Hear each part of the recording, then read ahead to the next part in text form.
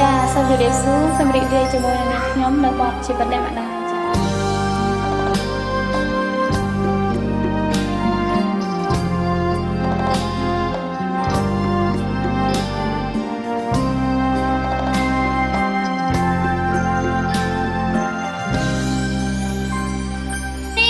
ជាចំរៀងច្រៀងពីដួងចិត្តរៀបរាប់រឿងពិតបេះដូងហើយស្វិនក្រៀមក្រំក្លោចផ្សា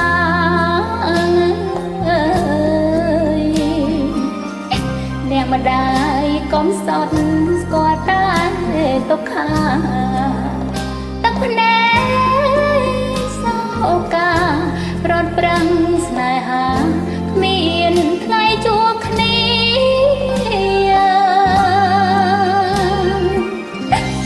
ពុកលា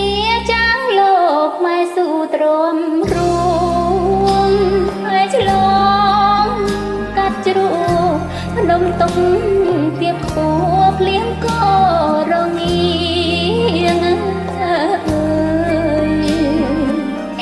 ជាស្រីមេម៉ាយរស់នៅ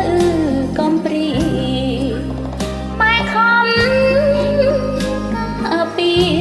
កូនស្រីពងងីមិនអោយសៅមកបើសិនជាពុកនៅមានជីវិតបានรู้ជុំចិត្តនិតដូចគេនាងផងអើយបែបពិនសប្បាយរីករាយកន្លងតែគង់បំណងមនុស្សជាអ្នកបងស្រែកលើទេវតា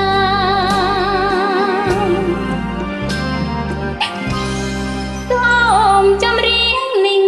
ជួយឲ្យអ្នកម្ដាយបានសុខសប្បាយទុក្ខារសាយចេញពីកាយា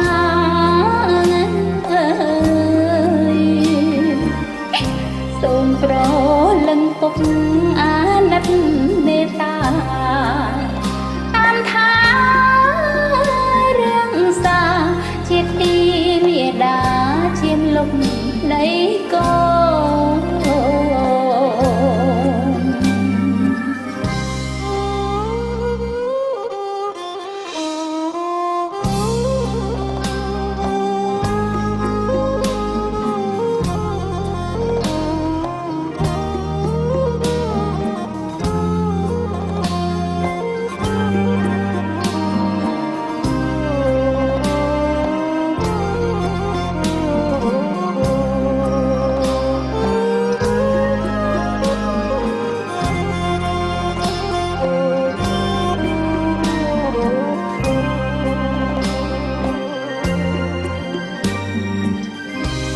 សិនជាពុកនៅមានជីវិតបានรู้ជុំចិនកងក្តៅនេបលិតដូចគេនាងផងអើយបែបពិនសប្បាយរីករាយកន្លងតែខកបំណងមនុស្សជាអ្នកបងស្រ័យលើទេវតា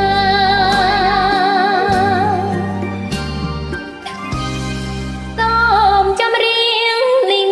ជួយឲ្យអ្នកម្ដាយបានសុខសប្បាយទុក្ខា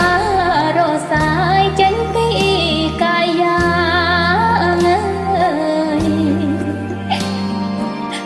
សូមប្រលឹងពុកអាណិតមេត្តាតាមថា